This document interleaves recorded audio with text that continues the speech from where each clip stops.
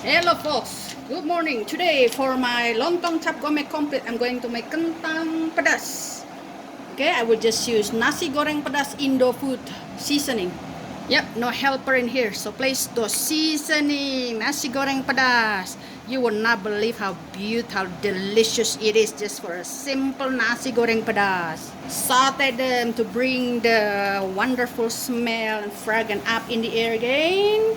Place some udang or shrimp, saute them until it's cooked, 2 tablespoons of water, and you can use coconut milk today, but since I'm making ayam gulai today, I want to make this one less rich.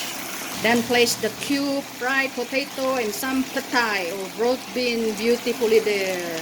Mix really quick just until the shrimp is done. You don't want to overcook the shrimp. Yes, us here immigrant need to cook more practical. We don't have helper here. Oh boy, the smell, and this is so yummy. It will accompany my lontong chap gourmet that I will make in a minute. Look into the link. And thank you for watching, you guys. Nice to have you around. Bye bye.